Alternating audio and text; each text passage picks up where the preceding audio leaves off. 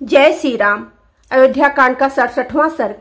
मार्कंडेय आदि मुनियों तथा मंत्रियों का राजा के बिना होने वाली देश की दुर्वस्था का वर्णन करके वशिष्ठ जी से किसी को राजा बनाने के लिए अनुरोध।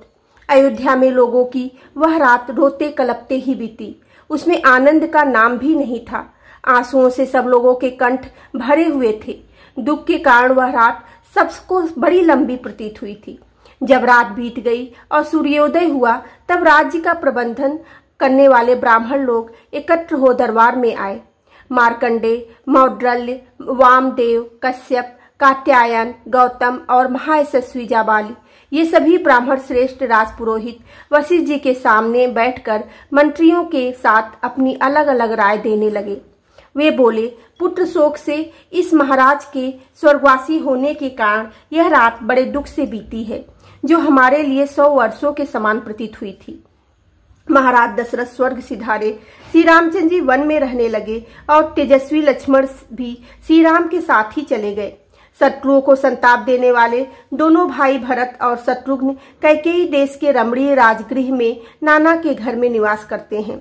इक्ष्वाकुवंशी राजकुमारों में से किसी को आज ही यहाँ का राजा बनाया जाए, क्योंकि राजा के बिना हमारे इस राज्य का नाश हो जाएगा।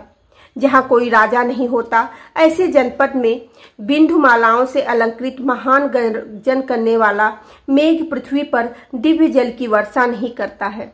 जिस जनपद में कोई राजा नहीं, वहाँ के खेतों में मुट्ठी के मुट्ठी बीज नहीं बिखेरे जाते।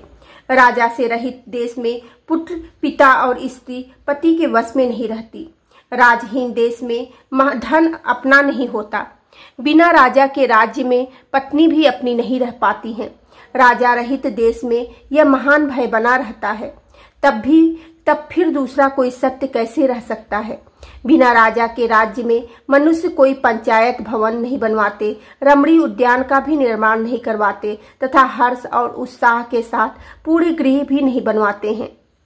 जहाँ कोई राजा नहीं, उस जनपद में स्वभावतः यज्ञ करने वाले, द्विज और कठोर व्रत का पालन करने वाले जितेंद्रिय ब्राह्मण उन बड़े बड़े यज्ञों का अनुष्ठान नहीं करते जिनमें सभी ऋत्विज और सभी यजमान होते हैं। राजा रहित जनपद में कदाचित महायज्ञों का आरंभ हो भी तो उसमें धन संपन्न ब्राह्मण भी द्विजकों को पर्याप्त दक्षिणा नहीं देते। उन्हें भय रहता है कि लोग उन्हें धनवान समझकर लूट न ले। अराजक देश में राष्ट्र को उन्नतिशील बनाने वाले उत्सव, जिसमें नट और नर्तक हर्ष में भरकर अपनी कला का प्रदर्शन करते हैं, बढ़ने नहीं पाते हैं तथा दूसरे राष्ट्र हितकारी संघ भी नहीं पनपने पाते हैं। बिना राजा के राज्य में वादी और प्रतिवादी के विवाद का संतोषजनक निपटारा नहीं हो पाता अथवा व्यापारियों को लाभ नहीं होता। कथा सुनने की इच्छा वाले लोग कथावाचक पौराणिकों की कथाओं से संप्रसन्न नहीं होते हैं। राजा रहित जनपद में सोने के आभूषणों से विभूषित हुई कुमारियां एक साथ मिलकर संध्या के समय उद्यानों में क्रीड़ा करने के लिए नहीं जाती हैं। बिना राजा के राज्य में धनी लोग सुरक्षित नहीं रह पाते तथा कृषि और गौरक्षा से जीवन निर्वाह करने वाले वैश्य भी दरवाजा खोलकर नहीं सो पाते हैं। राजा से रहित जनपद में कामी मनुष्य नारियों के साथ शीघ्रगामी वाहनों द्वारा वन विहार के लिए नहीं निकलते हैं। जहाँ कोई राजा नहीं होता, उस जनपद में 60 वर्ष के तदंतर हाथी घंटे बांधकर सड़कों पर नहीं घूमते हैं। बिना राजा के राज्य में धनुर्विद्या के अभ्यास काल में निरंतर लक्ष्य की ओर बाण चलाने वाले वीरों की प्रत्यंचा तथा करतल का शब्द नहीं सुनाई देता है। राजा से रहित जनपद में दूर जाकर व्यापार करने वाले वणिक बेचने की बहुत सी वस्तुएं साथ लेकर कुशल पूर्वक मार्ग तय नहीं कर सकते। जहाँ कोई राजा नहीं होता, उस जनपद में जहाँ संध्या हो वहीं डेरा डाल देने वाला, अपने अंतःकरण के द्वारा परमात्मा का ध्यान करने वाला और अकेला ही विचरने वाला जितेंद्रिय मुनि नहीं घूमता फिरता है। अराजक देश में लोगों को अपर्याप्त वस्तु की प्राप्ति और प्राप्त वस्तु की रक्षा नहीं हो पाती। राजा के न होने पर सेना भी युद्ध में शत्रुओं का सामना नहीं करती।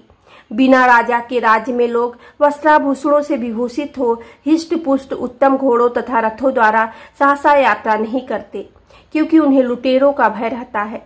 राजा से रहित राज्य में शास्त्रों के वशिष्ठ विद्वान मनुष्य वनों और उपवनों में शास्त्रों की व्याख्या करते हुए नहीं ठहर पाते हैं। जहाँ अराजकता फैल जाती है, उस जनपद में मन को वश में रखने वाले लोग देवताओं की पूजा के लिए फूल, मिठाई और दक्षिणा की व्यवस्था नहीं करते हैं। जिस जनपद में कोई राजा नहीं होता, वहां चंदन और अगुर का लेप लगाए हुए राजकुमार बसंत ऋतु के खिले हुए वृक्षों की भांति शोभा नहीं पाते हैं।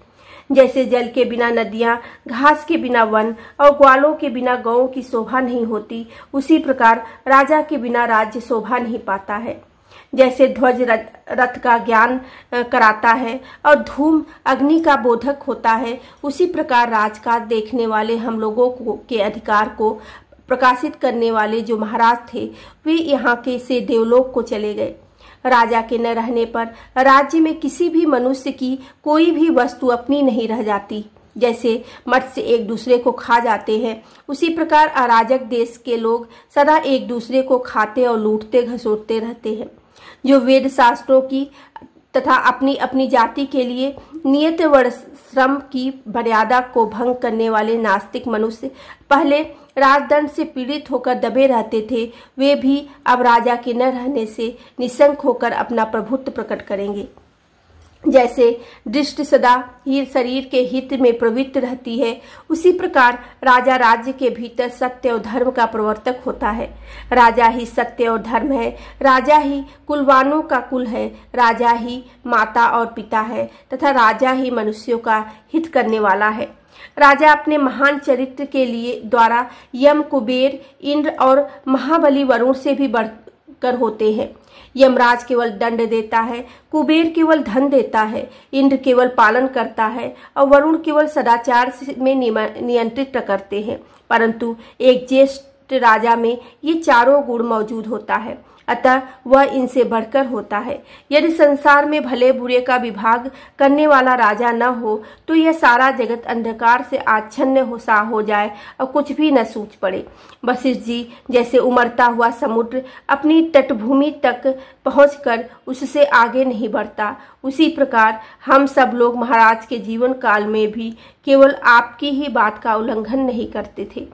अतः विप्रवर, इस समय हमारे व्यवहार को देखकर तथा राजा के अभाव में जंगल बने हुए इस देश पर दृष्टिपात करके आप ही किसी इक्ष्वाकु वंश की राजकुमार को अथवा दूसरे किसी योग्य पुरुष को राजा के पद पर अभिषिक्त कीजिए।